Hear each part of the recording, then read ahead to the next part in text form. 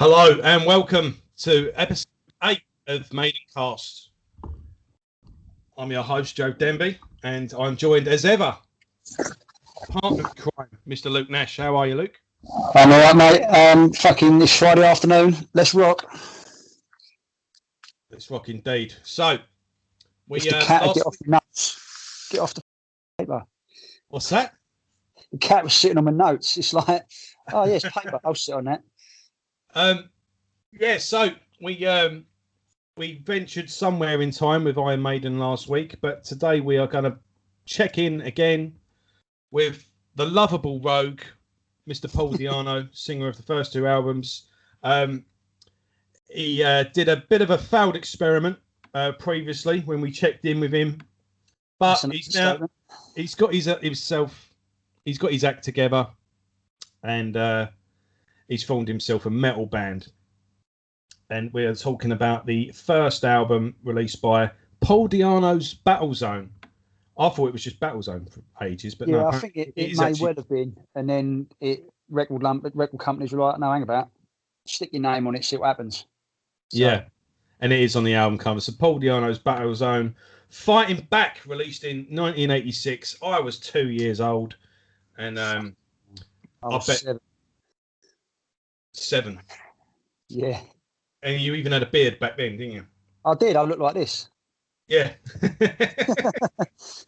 I mean, what people don't know is Luke actually clean shaves every morning, and it just grows back. Yeah, that's it. This is 5 o'clock. Sneezes and yeah. So, there's not really much of a background to it. I did have a quick flick. I had a quick read through his Paul Di'Anno's autobiography, and he doesn't really go too much. Epic. Yeah, it doesn't really go too much into detail with it. It just sort of says, you know, Di'Anno was an experiment. He just wanted to do something different. Like I mentioned in that episode, you know, they did a tour opening for Thin Lizzy and a short headline run. There's a video of them headlining Camden Palace. It's Camden Palace, isn't it? It's the Coco now. And then off the back, he kind of went back into the drawing board and what he describes as one of my best post-Maiden bands, Battlezone. They got together, basically a load of ex-Tokyo Blade members. I'm just going to go for the line. Whoever they were. Yeah, I don't know. And I've been around the block and I've never heard of them. So it's like, fucking hell. I've seen the odd thing here and there, but you got John Hurley, who's no longer with us, so rest in peace, on guitars. Sid Falk on drums, who went on to join Overkill, funnily enough. Fucking hell. And who else? Pete West on bass. Did I say John Wiggins? No, I didn't. John Wiggins on guitar as well. Who it was also in Tokyo Blade. Everyone was in Tokyo Blade at some point for some reason. They're like Tokyo Blade. Just quickly look them up. I've got a bit of a Tigers of Pantang vibe going on. I'd imagine it's pretty much new wave of British heavy metal. But yeah, pretty much from what I'm looking here. For some reason, I had in my head, I don't know why, but I've got English Dogs. For some reason, there's a connection. I don't know why. Or is it Tank? Wasn't one of the guys from Killers in Tank? No, I don't know. I only go so deep, and then it's like, no. And just going through. I mean, the drummer went on to do.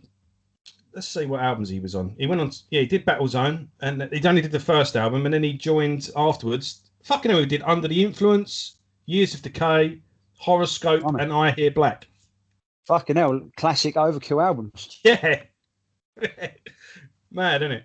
So, and then he basically just says we put the album out and decided to do some, and then just went, right, we did serious touring, just didn't come off the road for years. They hit it hard and probably burnt out just as quick. To be honest with you. And you know that this was recorded in that hotbed of recording sensations, Dagenham. It was recorded in Dagenham. Yeah. Fucking hell, I couldn't. I looked at on Wikipedia and it was like, fucking hell, yeah, recording Dagenham, where all those classic albums have come from. Yeah. I think I actually rehearsed in the fucking same studio with Set in Silence, but there you go. That's really cool. Proper East London boy, calling in Dagenham, keeping it real. So I thought there's a bunch of American musicians, but because apparently they did hit America the hardest. I did see actually there is a full show in Detroit from 1986. I was going to send you it and never got round to it. It's actually a really good gig. I can imagine. The band are really tight. They're really good band. Yeah, you can tell there's some decent musicians in this lineup. A lot better than the shit he fucking churned out a couple of years back. You know, so but you know, no, I'll have to check it out. Yeah, it's a full gig, and basically they do this first album, all the songs on this album. They do one song off of Children in Madness where he sort of introduces, this is a new one in that East end. And Paul Di'Anno's got really long hair in it, and he looks a bit like Shane Ritchie. And they bulk the set out with a couple of Maiden tracks, but they also do the whole. He went back on his fucking word then. Yeah, but they do that thing as well where they bulk the set out. There's a drum solo and both guitarists do a solo each. Yeah. Which the thing is, they might be capable musicians, but they're not musician worthy enough to be doing solo spots at live gigs. Yeah. You know, that's just fucking blowing your own horn, and that's I bet that was embarrassing. Well, they do it, you know, they don't fucking overstay their welcome. He just goes on the guitar, such and such, bosh, and he goes, you know, and then and then it leads into the next song. So it's not too bad actually. And the and I think the drum solos around the Maiden thing, they do about 3-4 songs, then chuck Sanctuary in. Yeah. 3 or 4 more songs, and then they do. This was pretty impressive actually. They do Remember Tomorrow.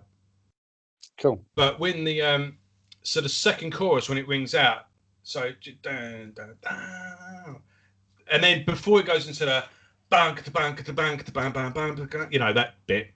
So the second chorus, and then when he does the old dun, dun, dun, dun, ow, he does the old scream, and then they do that one where he sort of rings out a bit more, and then it goes into the dun, dun, dun, dun, dun, dun. When it goes into that, it goes.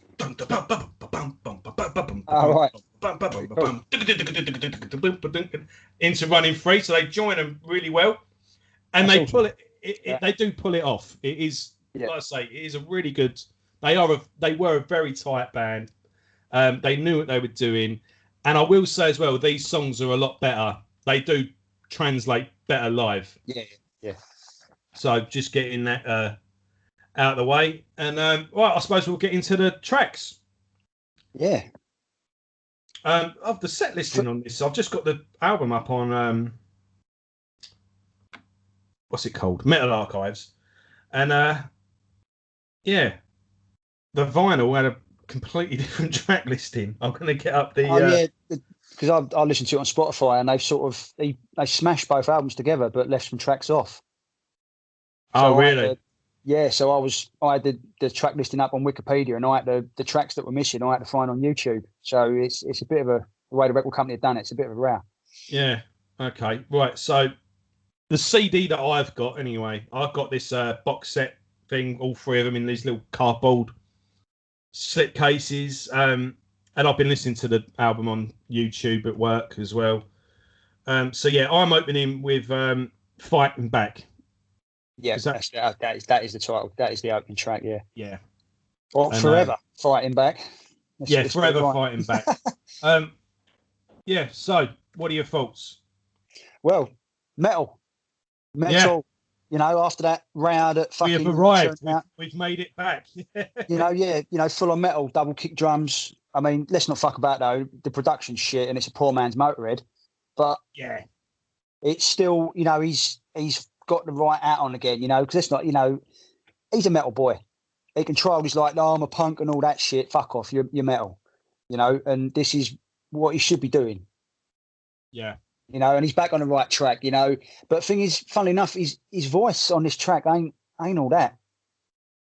And I think it improves later on the album, but I'll cover that when the songs change. Yeah, I know what you mean. It's sort of, but, I don't know. I think his voice, because where this is almost like proto thrash, you know, Motorhead.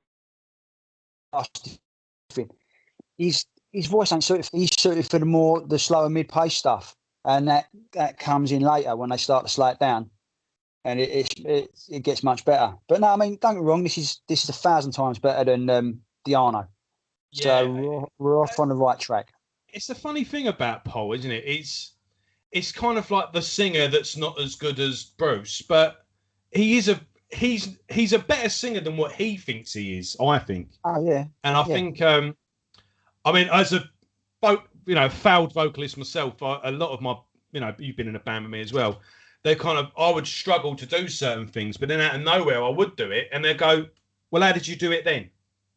Like it's kind of when you think about it, I couldn't do it, but when I just kind of went for it, it was.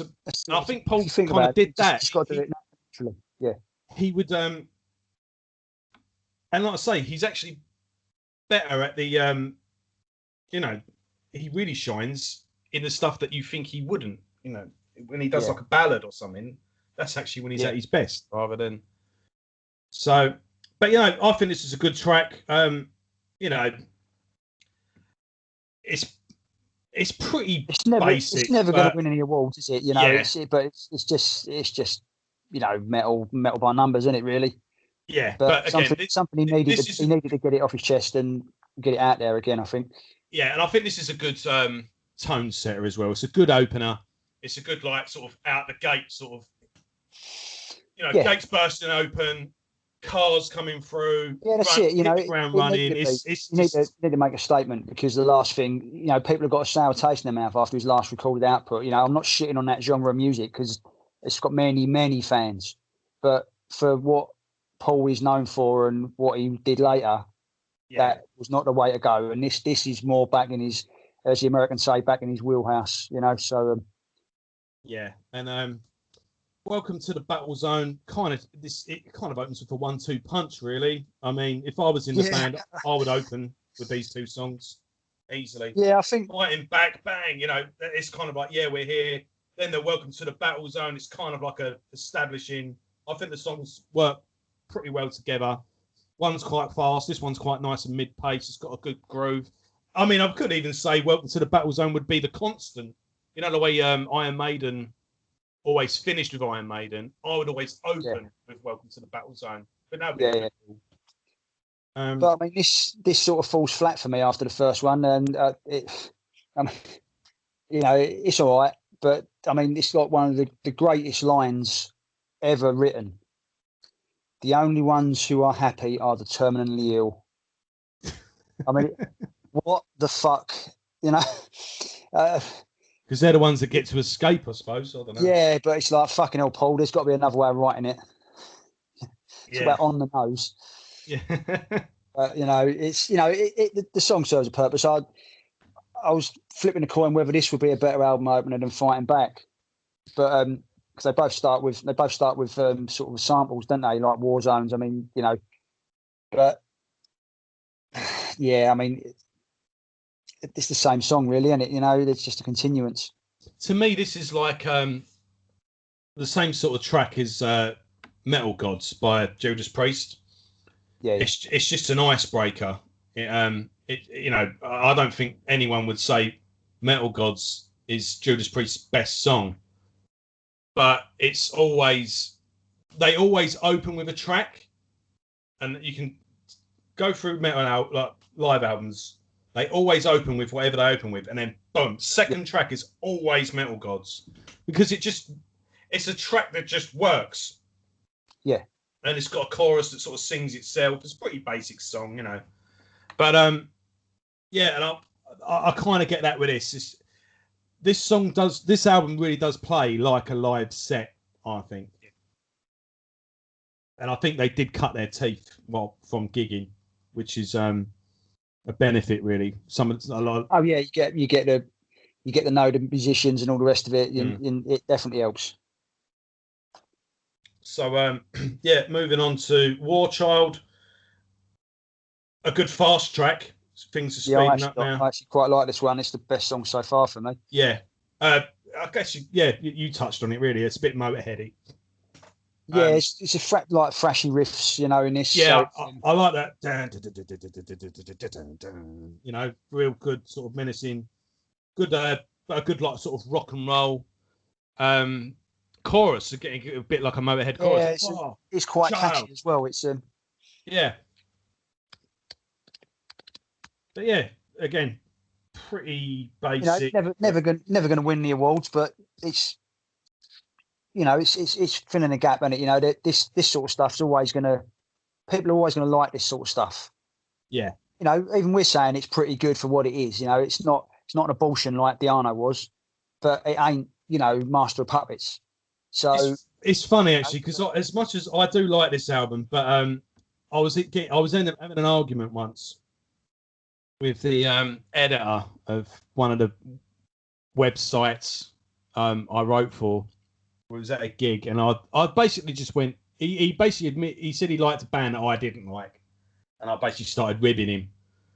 Can't remember what I said. I think it was sort of, I don't know. I can't remember if it was a deathcore band or some weird goth band, but I kind of just started when bollocks, and I said something derogatory to him, and he just sort of looked at me like as if to go fuck off, and he went, "You like pub metal?" He went, "You listen to pub music?" He went, "You like fucking Paul Di'Anno?" And and he went, "And Dr. Feelgood." And who else? I went. I failed to see the insult. I don't. Yeah, that's it. Yeah. I was like sitting in a pub with Paul Di'Anno playing and Dr. Feelgood. Fucking hell. I love Dr. Feelgood, and it's a great status quo of some Thin Lizards. Sitting in a pub with one of those bands playing is my idea of heaven. Okay, right. But this is kind of pub metal. This album is very basic, heavy metal. Yeah. But I don't see what the problem was. But yeah, it's just that fucking sounds like some elitist fucking twat. Oh, look at me, I like deathcore, fucking post-hardcore. Fuck off. Yeah. No, but this is good music.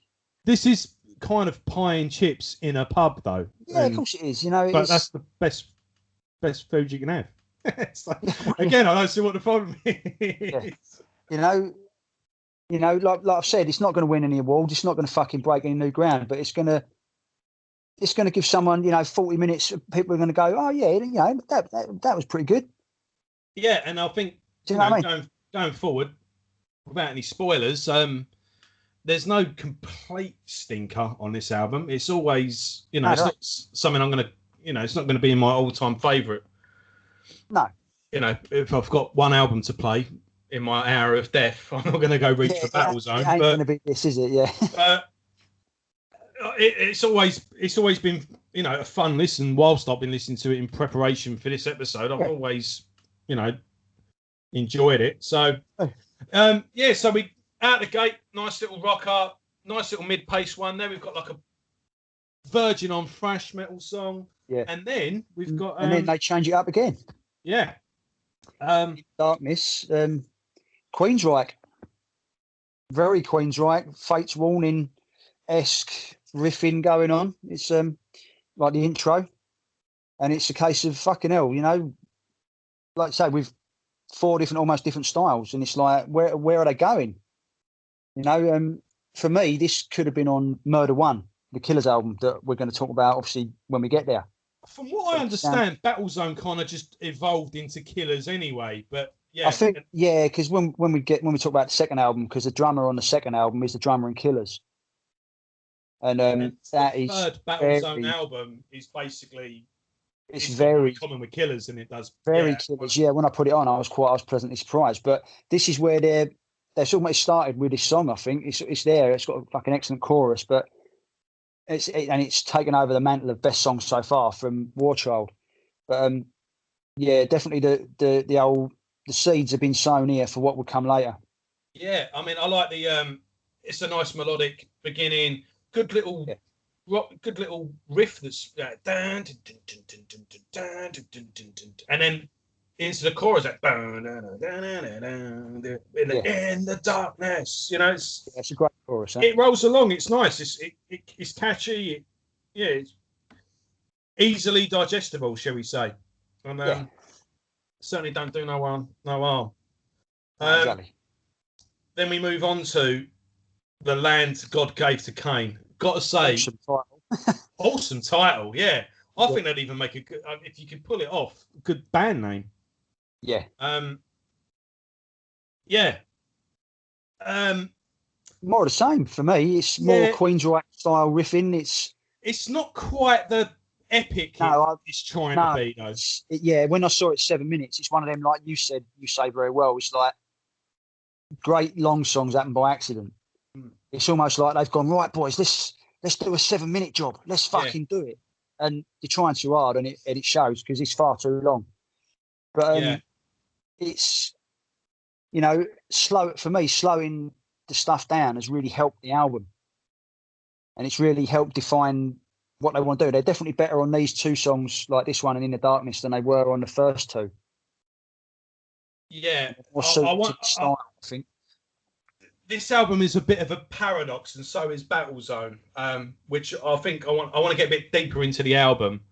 Maybe we'll sum up at the end. Yeah, well, it's probably best if I leave it till later. But yeah, there's a bit of a odd angle I see this album from. But I think it'll become more apparent as we go on. But yeah,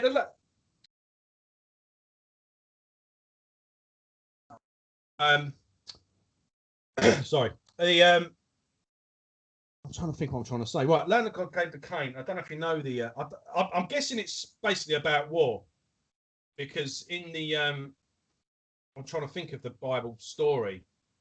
Yeah, obviously, you know, Cain kills Abel because he's jealous, and but Cain's blood goes into the soil and it corrupts the soil. So it's like, so he's basically said that Abel was getting more rewards from God from what he was growing, and he was like, well, hold on a minute, I've been fucking working my ass off. My garden and my crops are just as good. Why is he getting all the rewards? So he kills him, and then God goes, well, his blood has now corrupted all your soil, so fuck all's going to grow here now anyway. Yeah, and it's all metaphorical, you know. It's basically what you've done there is going to come back on you. But some people read as well that he did wander, and I think I don't know if he became like he comes up later on. I know as well, Supernatural, which is the gospel according to Marvel. Doesn't Cain come back into it that way as well? Yeah, doesn't Cain come into Supernatural? I've gone from the Bible to Supernatural. Yeah, but let's face it, Supernatural do the fucking do the religious stories better than the Bible anyway. No, Cain does come back into it. Yeah, but I know as well. I've got a religious friend that when he brought up my tattoos, he went, "Do you know Cain was the first person to have a tattoo?" I went, "What?" Apparently, when he comes to God and God confronts him, he goes, "I know what you fucking done," because you know God. He's remorseful and all the thing, and basically just says like, well, you're not safe anymore because you've done that. You're now cursed. Yeah. And he basically puts a mark on his chest, and no demon can touch him. It's like, you've got to live with what you've done now. So that thing sort of protect. I don't know. I'm basically saying, is the land God gave to Cain basically just a barren land, or is it a referral to war? And was that something that came later? Did basically anything Cain touches now just turns to shit because he's it's like I say, the metaphors there, and it obviously taken. I mean, like I say, my Bible knowledge is, aside from the obvious, is out there, but I imagine it's saying, you know, to quote a more catchy and well-known song, war. What is it good for? So, you know, I think that's pretty much it. But yeah, again, there's good stuff going on in this track. Yeah. I like the little melodic section, but I do think it kind of drags a bit. And I do like how the song sort of climaxes at the end. But yeah, it tries, but doesn't quite. I'm right behind you on that one. So next up, we've got Running Blind. Again, it's another. This is, I suppose, I'll get into what I was going to say earlier. You've got this Battlegrounds bolt thrower like album cover. You've got that awesome. It looks like a 1980s computer game, doesn't it? The Battlezone logo. You know, you just see that across the screen with start options, one player, two, and you're thinking, yeah, this is going to kick off, and then we're fighting back, and then welcome to the Battlezone. It's like, yeah, fucking, this is cool. This is basically a battle war themed thrash punk band. This is going to be cool. And then halfway through the album, you're listening to a completely different band, aren't you? Yeah, and it's like, and this the thing is, there's stuff he could have done with this. If he kept the concept, he would talk about war, but then he could do like a Mad Max sort of style. It doesn't even have to go like, doesn't have to go like political or anything, but he could have done like you're vastly overestimating what Di'Anno is capable of, because every lyric he has written has been shit. He's not a poet by any fucking means, is he? You know, Steve Harris writes great lyrics, but Steve Harris also writes, pretty poor lyrics. But Di'Anno fucking is lower than whale shit, mate. Some of the lyrics he writes. I mean, fucking song later on, Welfare Warriors. I mean, what the fuck? Do you know what I mean? And that's the thing. But it's like, right, so where are we going with this? Because you've kind of got this template here that you can run with and do things with. And then you've completely deviated from it. And going into the next album, we've got love songs and breakup songs, and this is the thing. But here's the paradox: the songs where they break the formula are some of the band's best stuff. The better ones, yeah. It's fucking. It's so just no clear identity. It's not what I wanted. It says this, but it's not as that.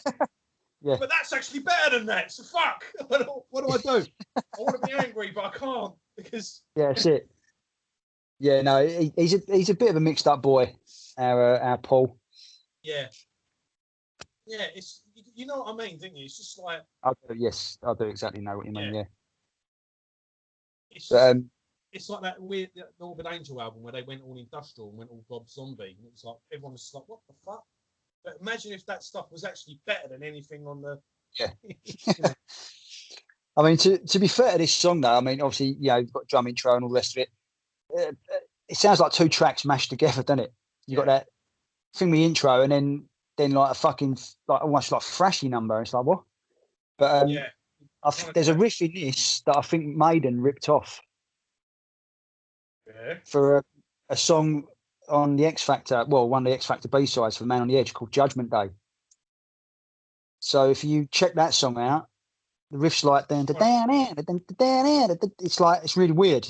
So it's dancing around the lower strings. But if you listen to that song and then you listen to this song, they're too similar. I'm trying to picture it, but all I can think of is Justice of the Peace. Yeah, they're too similar. The riffs are too similar to be coincidental. So I think Harris or whoever wrote it, Harris, I'm not trying to I don't want to get fucking sued, but just my humble opinion is that this has been ripped off, but made into a better song. Let's not fuck about. I don't know. I can't see Steve Harris sitting there listening to Battlezone. I can imagine him getting Di'Anno and going, here, listen to this, putting it on, and stop it. He's a good singer. I wish him all the best. Shut up. Fuck off, Bruce. Yeah, But yeah, I don't know.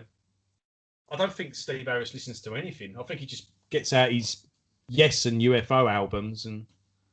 No, he listens to Shinedown. These are really good. I think he stands up even today. Yeah. He likes his Shinedown, doesn't he? Because he personally invited him to be on the tour. Oh, is he? which was and that was a fucking weird one because I love Shinedown, and it was not the band I would pictured opening for Maiden. No, it weren't mine either. I mean, saw him. All right. Apparently, saw him at Download, and he stood by like the side of the stage the whole set. Fucking really loved it, and then personally phoned him up and said, "You want to do this? Want to open for the tour?" Funny how it works, isn't it? Yeah, it's fucking bizarre. I just think I've got Shinedown all right. My only thing is Seven Dust opened for him, and there's just no justice in the world. There's just no way. That's how the fuck did that happen? And there's nothing against Shinedown, but I just think Seven Dust are better than them. What are you talking about over here? Yeah, it didn't happen, did it? Yeah, but obviously, over here, Seven Dust they're not known, are they? No, and that's Seven Dust's. Well, either their fault or their misfortune, depends how you look at it. But yeah, because in America, I mean, Alter Bridge headlined that tour, and in America, Seven Dust would be headlining, and Alter Bridge would have been opening. Really? Because Alter Bridge they're not massive in America. They're fucking massive rest of the world. But in America, the bill would have been swapped. Seven Dust with a headline, and Alter Bridge would have opened. So it's bizarre the way, it works out. But nice little deviation. But yeah, I might as well ask you now. Do you want to review Seven Dust's new album? We'll do a separate episode, obviously. It won't be made in parts, but. Well, I was going to say to you, do you want to do what we're doing here for Seven Dust? Oh, what? One album at a time? Go through. Or do you want to do one going through the whole? Oh, we could do a Seven Dust show. Yeah, whatever. I mean, I'm up for it. All right. To be continued. If you're a Seven Dust fan, people, yes, tune in for that one. Yeah. Give us a thumbs up if you want the Seven Dust on the thing below. Anyway, right. So we'll go back to the track 7. Yeah. Too much to heart. Yeah. Not a bad track. This in fact, if you're sitting there saying that they ripped off this and X Factor, this might fucking bring your daughter to the slaughter, mate. It's got that same. Yeah, actually, yeah. Someone commented on that on the YouTube comments. Oh, really?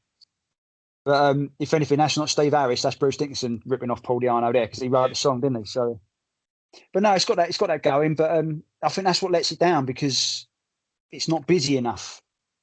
Yeah, it's just standard. Whereas at least in Bring Your Daughter to the Slaughter, the bass is doing a little bit more. But on this, it's just sort of a one note for each drum beat. So you've got one note for the kick drum, one note for the snare, and it's dull. Doesn't. I mean, the chorus riff comes in and it's pretty good. But the rest of the song is not busy. The bass and drums are not busy enough to carry a song like that. Just doing it on a 4/4 beat. No, it was a wasted opportunity. You could have had some nice bass licks going on underneath. But no, I mean, when that guitar kicks in, actually, it reminds me a little bit of The Almighty. Yeah, I'd never, fucking hell. Never would have thought that, but yeah. And it's not a bad little riff in the chorus as well. That. No, I like that riff a lot. Yeah. Fucking hell. Pretty good. He's got that take my heart away, whatever the fuck it is. But yeah, I mean, I think what lets this album down is just the production. And I do think if a couple of bands covered some of these songs, they'd probably come across better. Yeah, the production. I said it when we started doing the review. The production shit. But that's the thing with production. It's productions are either fucking really good or shite.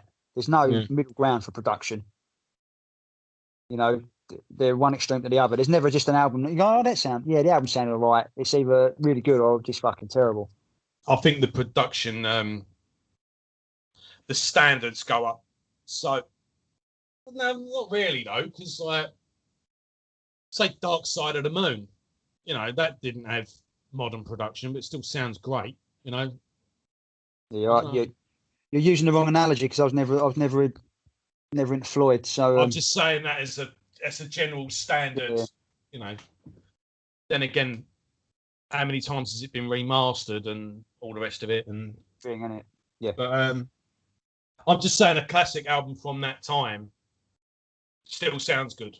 I know. I'm saying as technology evolves, it's hard to keep up. But then again, Yeah. I basically just disproved my own theory by Yeah, saying, hold but on a minute, well, that's not true because yeah, but so you compare, yeah, like you say, you compare to we just done an album last episode that came out in 1986, Somewhere in Time, and how yeah, fucking exactly. that sounded. Yeah. How So this sounds, you know. and this was recorded in Dagenham, so Not the Bahamas, yeah. yeah. So right, moving on. Voice So on the yeah, radio. now we hit some filler. You know, I mean, this is really, you know, I don't even remember much about the song. It's fairly catchy, but yeah, there's some some hideous high pitched backing vocals in it that should never have been To recorded. me, I'm just like, right, again, I've got, you know, a war themed, you know, a good mixture of thrash metal, like metal and punk, Yeah, which I do think mixes nicely. I mean, I know you can't stand punk, but yeah. when done No, but right, punk yeah, mixed with metal is a nice combination. Motorhead perfected the crossover. Yeah, and I do like, you know, early Onslaught. Onslaught sort of started off as like Discharge, do you know, and then Yeah. they went metal, and it's the same with English Dogs. English Dogs basically got a metal guitarist and just changed, and they did like I think it's like 2 albums and 2 EPs, and then they split up and then reformed again as a punk band. And there's literally 2 English Dogs now, and there's even a box set called English Dogs: The Metal Years. Oh, Where it is literally a section in their catalogue where they went metal. yeah. But it does work. And I just wish, I said it in the last episode, I just wish Paul jumped on the thrash metal train, because in a really good thrash metal band, if he moved that to America, I think a good, someone in the record label could have set him up somewhere. And in a parallel universe, actually, I think it would have been good if he joined Onslaught. See, I don't think Paul suits thrash at all. No? Like the opening couple of tracks on this album where he went trying to do a bit thrashy, his voice was struggling. He's much better suited to the mid-pace, more melodic Queensryche, Fates Warning type stuff. Yeah, maybe. And yet in his head, he thinks that's where he struggles. I don't know. I mean, yes, again, one of his fucking best performances is Remember Tomorrow in Strange World. I mean, yeah. his vocals on that Strange World's fucking brilliant. Oh, yeah. You know? And to this day, Bruce has never done that song live. Not that I'm saying, yeah. You know, I'm not saying, oh, he can't do it or anything stupid like that, but it's something worth noting. That's the one song on the first album that Bruce has never done live or re-recorded. But anyway, as I was saying, I've got this thrash metal punk war fiend. Paul Di'Anno's back and he's metal as fuck. And then I've got a fucking Def Leppard track playing. Actually. Yeah. But this is, you know, we've gone over Def Leppard. I don't mind the first 2 albums, and this is pretty standard Def Leppard. I mean, Def Leppard cover Yeah, I this, mean, they pull it off really well. You know, and this is the thing. He's always doing this, Paul. He's always trying everything. Yeah, to coin what you like saying, he's throwing everything at the wall and all the shit at the wall just to see what sticks. Yeah, but the stuff that sticks, he goes, "Oh, that ain't no good. It's sticky. Yeah, I'm going to pick up the stuff that's." Yeah, no. And he's always done that. He's always dropped what did work and then gone on thing, and then just at the end, oh fuck it, let's just do Iron Maiden covers. But yeah, I say I've got a soft spot for Paul. I always try and stick with him and defend him. It's a bit like Well, I have it because he's written one of my favourite albums. Yeah, this is the thing. It's like the potential was always there. He's kind of like a lower division football team that. Yeah, never quite got all the ability and all that, but never. He's the Charlton Athletic of metal.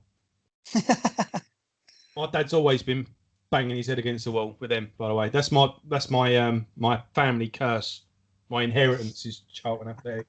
Charlton, fucking hell. Yeah, really good string of wins, and then we just get beaten by someone who's shit, or we get a really good player, and then they get bolt. That's the perils of it, mate. Yeah, never mind. Football and Paul Di'Anno, it's all the same. So anyway, a fucking really weird song, Welfare Warriors. Yeah, under the fucking hideously titled fucking Welfare Warriors. I mean, what? Considering that he got nicked by it for fucking benefit fraud a few years ago. Yeah. Claiming disability while jumping about on a stage in fucking Brazil, and someone saw him on YouTube. What a bell end. In all fairness, he was like wheelchair bound ever since. So I don't know if that was karma or was it early. I think it is karma, yeah. Did he actually have a bit of trouble getting about? And how old was the video? You know, I'm not defending him. The guy got found guilty. He even pleaded guilty. Yeah. You know, he weren't entitled to it. Simple as that. But it is. I'm just saying, it was curious that he was wheelchair bound ever since.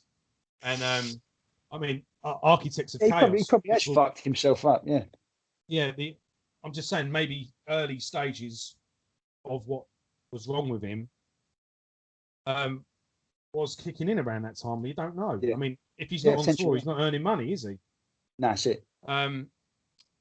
Yeah, like if you look at Architects of Chaos, he's doing because that's a good point. That's a good point you raise, actually, because he don't get any royalties from Maiden, does he? Fucking sold his rights, didn't he? For Smallwood fucking basically sold him like, fucking, here's your money, fuck off. He doesn't. Fuck off, so he's never mentioned anything about like being ripped off or anything. He said no, like, he got paid out. Yeah, he said like, they basically said, look, here's a check to buy the rights, and it was something like, you know, it was mortgage clearing. It was. Oh yeah, it would have been big money, you know, life changing money, like you say, paying a mortgage off and all that when you're that age and you just been kicked out of hand. Yeah, yeah, it's like he should have done what like George Lucas did with Star Wars. They offered him a fucking, obviously his cut of the thing, and he was like, "No, don't worry, I'll take the merchandise rights and I'll have a percentage of whatever goes forward." And they were like, "Yeah, fucking, that's a good deal." You know, fucking billions later. Do you know what I mean? So it's all in the details, mate. If you can get the deal right. Yeah, it's like inheriting a house. Do you sell the house or do you rent it out? Yeah, you'll get a load of money up front now, but over 20 years, you'll. Exactly. Yeah, I would have thought anyway. Yeah. Like I say, in the book, he says, bit of a dumb move on my part, but he never expressed anything on being ripped off or anything like that. Like he said, I took it, and he said it was a case of cutting the cold. It was like, right, well, no one can accuse me of things. Like, I am literally out on my own now. Yeah. And but yeah, back to the song. Welfare Warriors, I like it. I mean, shit lyrics, I know, but it's a good. It's pretty good music, but you know, the lyrics kill it for me. I can't get past them. Yeah, wasn't really something I was taking a lot of notice of actually, but no, but you know, these guys can riff, man. It's making me want to check out Tokyo Blade. Put it that way. Yeah, no, they can play, they can write. You know. Yeah. So concluding then, and then unfortunately the tale of the last three tracks of the album, or the last two tracks, carries on into the final track for me, for Field of Rock. Some good music going on. You know, there's a good song trying to get out, lyrics, Paul Di'Anno kills it. Yeah, stifles it because it can't grow, because the lyrics, what you're going to remember, you always remember lyrics, don't you? And if they're shit, you know, you remember more if they're shit, because you're like, fucking hell, did they really write that? To me, that's the main hook is the chorus. It's the chanted "Feel the rock, feel the rock." That's going to work live. You know? Yeah, of course it is. Sing along, feel the rock. You know. Yeah. But like you say, how did you get from Welcome to the Battlezone or Fighting Back to Poor Man's Rock? Exactly. We've ended up a completely different band at the end of the album. It's weird, but like I say, we've gone through it already, really. But odd, just odd. Yeah, it's just. I mean, that I actually in my when I summarised it for the final score, you know, it's an improvement on, obviously a massive improvement on what came before it. But there's no identity there. I mean, was it thrash? Is it Queensryche? Is it fucking hair metal? Is it Motorhead? Is it all of the above? And that's what ruins it, you know. And yeah, and you wouldn't mind that if it was packaged as something a bit, you know, a little bit of everything. But your cold Battlezone, you've got like a war-themed album cover.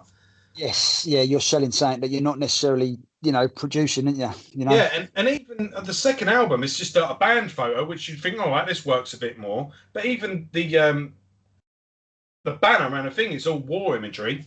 Yeah. So, yeah, odd. But anyway, we'll get into the second album. 3 out of 10 for me. It's improvement, but it's still not what it should be. I'll give it a 7. I've just got a soft spot for Pole. I'm not being objective. I've got I like it a lot more than, you know. It's not exactly like a. Yeah, but that's I'm like not saying it's a masterpiece. It's just a guilty pleasure. It's just something that I like. That's, you know. Yeah. I can't justify it, but it's an irrational fucking thing. Yeah, exactly. So, yeah, a good fun album. It's a bit of a statement of intent. Going forward, they need to take they need to build on this going forward. Yeah, take the good stuff and jettison the shit. A major step in the right direction. Yes, but definitely. What that direction leads, we'll find out next episode. Yeah, indeed. So, right, Luke, I'll see you next week. Indeed. Laters. Thanks for watching, everyone. And we'll be back next week with Children of Madness. Check out the channel, share if you like it, and all that good stuff. Share it. And we hope you have a great weekend. Indeed. Laters.